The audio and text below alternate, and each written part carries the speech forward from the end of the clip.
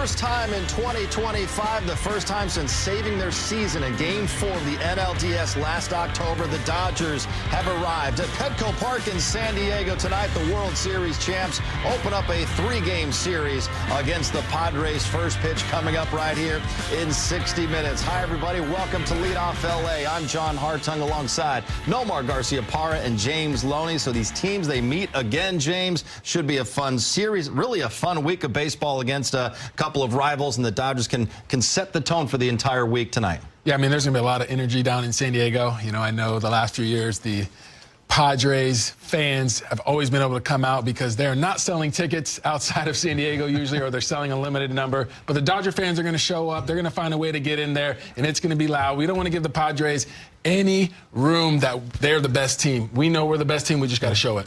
Yeah, listen, we know it's going to be a good series. We know that. Both these two teams, obviously, they met in the playoffs last year. They're going to be contending once again this year. It's just strange that it's taken this long into the season that they're finally meeting. But nonetheless, here it is, and they got to take care of business. Yeah, finally meeting in the month of June. They're going to be seeing each other 7 times over the next 11 days. Dodgers diving headfirst into a huge 10-game stretch, all against their top 2 division rivals today. Kicking off this 3-game series in San Diego against the Padres. Then they'll come home for 3 against the Giants this weekend, followed by 4 more against these same Padres beginning next Monday. Their first true test against the top teams in the NL West. And here's why these next 10 are so big. It's about as tight as it can get in the NL West. Dodgers at the top of the division, 39-27. Then you have a tie for second between the Padres and Giants, both just 1 game back. Giants opening up a 3-game series with the Rockies tomorrow in Colorado. Dodgers and Padres will square off from Petco Park coming up tonight at 6:30. The stakes are about as high as they can get for a stretch of games in the month of June. You play well, the Dodgers can get some breathing room inside the division. If they don't play well, they could be staring at a 3rd place in the division. Nothing. 3 weeks later, they were having a parade. Kirsten Watson is with the Dodgers in San Diego. She joins us live from Petco Park with more on this great matchup. Hi there, Kirsten. Hi, John. Well, I can safely say I remember that being a nerve-wracking few days, but also the most electric with enforcing a Game 5 back in Los Angeles. And when talking to the guys, they've said there are a lot of positive memories, but it's also a new year. Dave Roberts today, he talked about just the feel of the team heading into this matchup and kind of where the guys are at with this one. I think it feels good to be in some Southern California weather. Being back here is obviously it's going to be an intense series. A lot of crazy ball games, intense competition. I know these guys have been waiting to get a crack at us, and we're looking to play these guys as well. Does a series like this provide somewhat of a mid-season spark per se? I think so. If you look back at the last couple weeks playing the Yankees, the Mets, a couple times, obviously that kind of infused some energy, emotion into our club.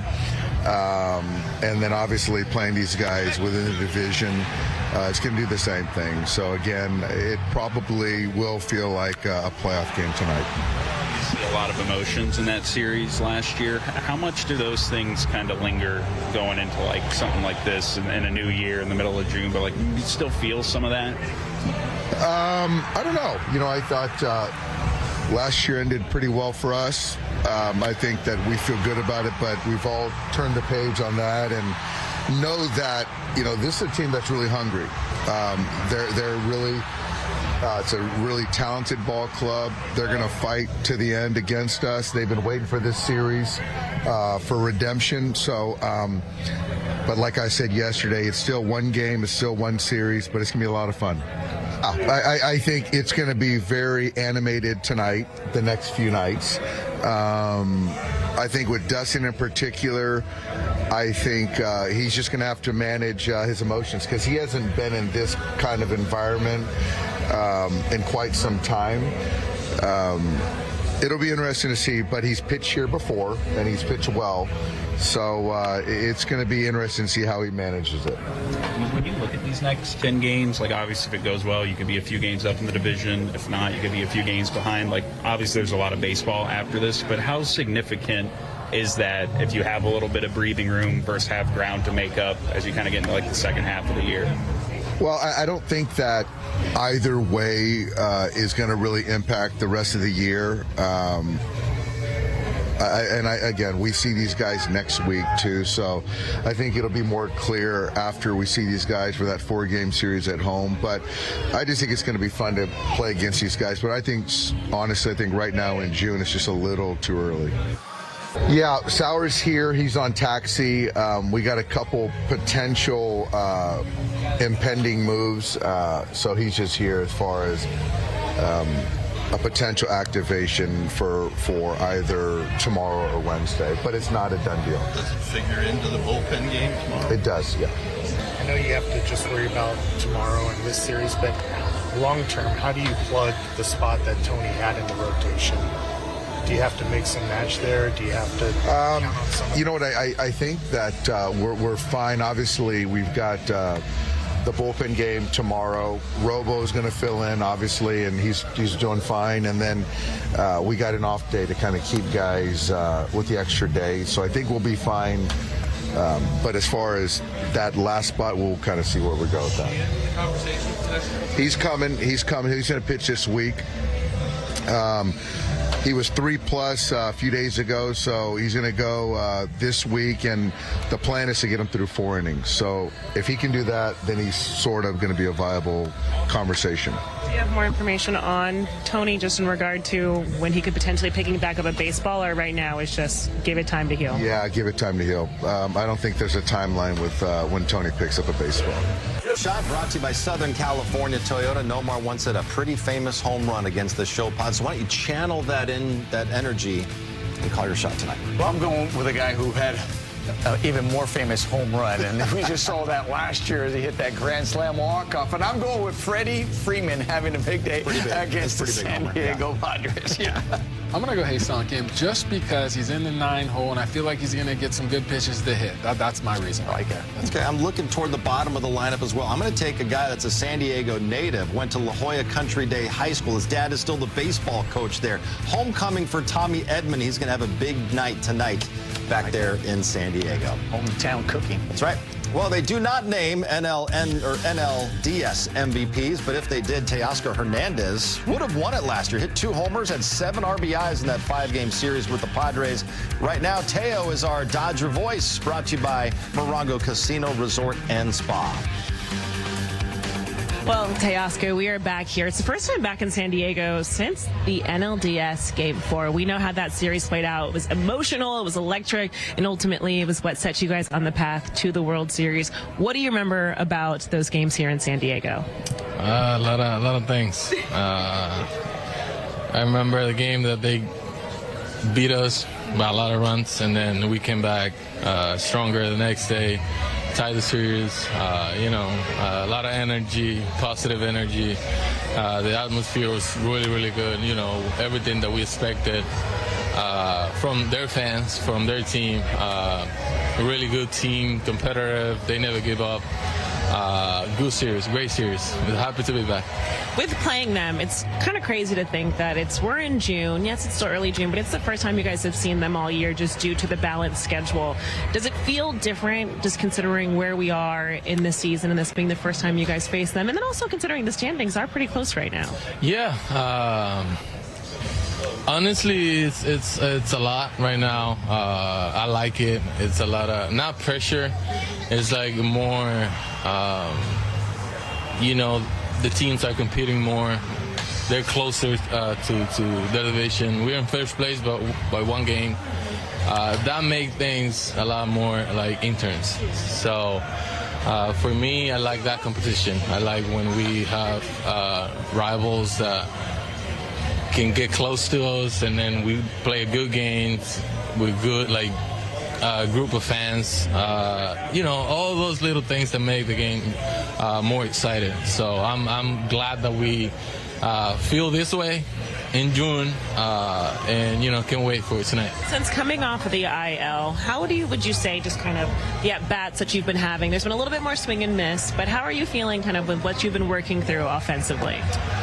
Not feeling the way I wanted to feel right now, but it's part of the game. I have to make an adjustment. I have to find the ways to do things to help this team. I didn't feel the way I was feeling before I got hurt, but that's part of the game. I have to get through that I know the whole season it wasn't going the way it was going before my injury, but feel really good. Feel healthy. That's the most important for me. I know that the good at-bats are going to come. The great contacts are going to come. The big hits are going to come. So it's just a matter of time. Just going to keep working, keep focusing on the things that I have to do, and just get ready. There's a lot of work that happens that you guys are doing behind the scenes, but sometimes it's just feel-wise. Is there a certain feel or a certain result that you know is telling you that you're moving in the right direction or you're where you want to be at the plate? Yes, I get that the last game yesterday. So I know when everything is going to go well when I start hitting the ball hard the other way. When I'm pulling the ball every time, all the time, it's not a good sign. I like when I hit the ball middle the other way with power, with a really good contact. So that's what gives me the confidence to go out there and have a good at bats. Well, then if that's a good thing. When you've had a good feeling and a good sign, that means only more positives can happen tonight. Teoscar, best of luck. I know this is going to come with a lot of fun, a lot of atmosphere, and enjoy it. Thank you. Appreciate it. Ohtani leading things off for the Dodgers against 32-year-old Nick Pivetta, whose payoff pitch is smacked to right center field. That's headed for the gap. An extra bases for Ohtani to lead this one off. It's a double. Off and rolling in San Diego. Shohei's been getting hits, but he's been missing the extra base hits. Well, this one, he starts this series off with a nice ringing double. Surprising they went away after pulling a ball foul. They actually turned the field for him and corrected his timing for him. By throwing the ball away compared to middle or in, they allowed him to hit the ball into fair territory without changing a thing. This is how Ohtani started yesterday's game. Dodgers couldn't cash in on him. Freeman's faced Pivetta quite a bit through his career. This guy's formerly in the National League East. Got another curve and didn't miss this one. Hooked it into the right field corner. Ohtani's in to score. Freeman heads for second. Throw from Tatis is late. Dodgers strike quickly. And with an extra base hit from Freddie Freeman, seeking the slug, and he finds it in the first inning. 1 for 2 with runners in scoring position on the road trip. That makes them 5 for 41. They want to do it a lot better than they did in St. Louis, and Freddie Freeman gets under this curveball. It's a good pitch, but he goes down and gets it in the air. And good solid base running too. Slide to the inside part of the bag, get your foot in there. And he does it against Nick. Picked at third by Machado. Pasteurized at first. Freeman runs through the stop sign momentarily and then throws on the brakes. Hernandez safe at first. We'll see how this one is ruled. That was a great pick and then a tough throw that he didn't get it there all the way in the air. This is one of the best at third base as far as the glove and the arm. And usually Manny will get this ball over there completely. Arise misses the pick.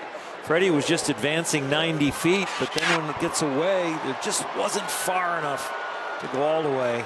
Dino Evil was waving him around for the turn, but then held him up. First and third, just one away, and Will Smith to the plate. Machado's National League high 12th error this.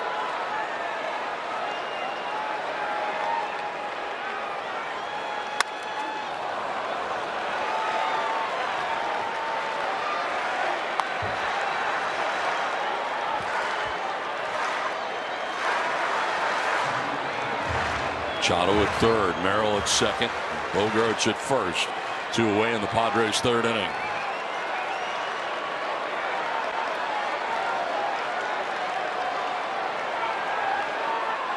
Way to right center field on the run is Hernandez. Won't get it, it's by him. Machado scores. Here comes Merrill. Here comes Bogarts from first. Way to end up at third. Padres will end up with a 6-5 lead. That's clearing the bases. That's Tyler Wade.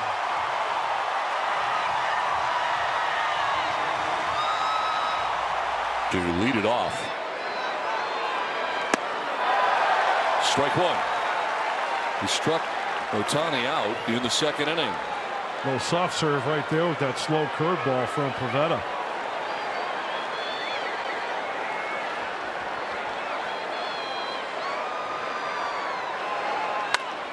Rolls it over foul outside of first, and it's 0-2.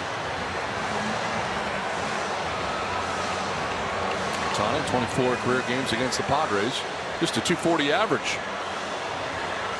They have pitched him extremely well. Let's see if Pivetta goes upstairs out of the zone with the fastball. We know what Ohtani can do with the fastball in the zone, or maybe bounce a curveball. He's really out in front of the soft stuff.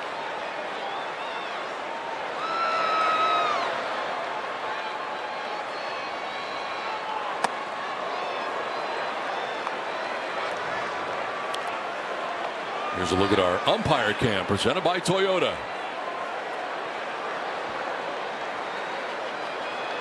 Right-handed bat against a left-handed pitcher, and you've got a better defender in center field. Top of the order, and Shohei Ohtani in a tie game in the 8th. Swing and a miss. Took a rip at a first pitch breaker.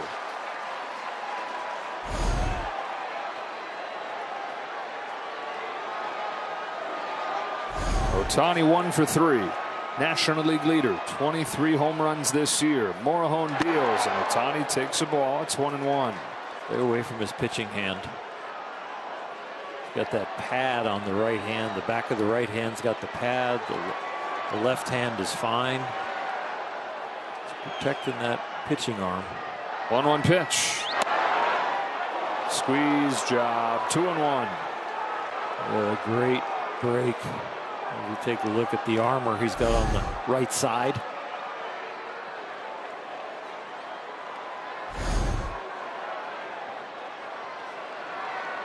On a 2-1 pitch, Ohtani with a uppercut swing and a miss.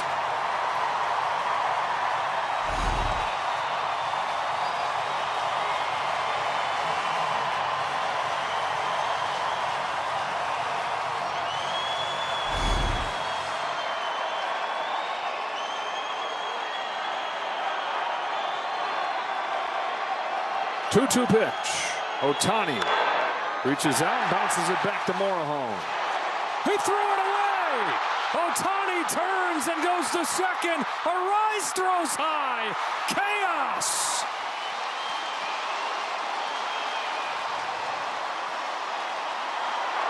Brought to you by DeCorte.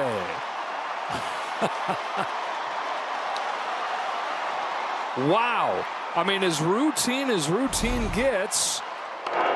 And Morahone. It is simple. Just spikes it.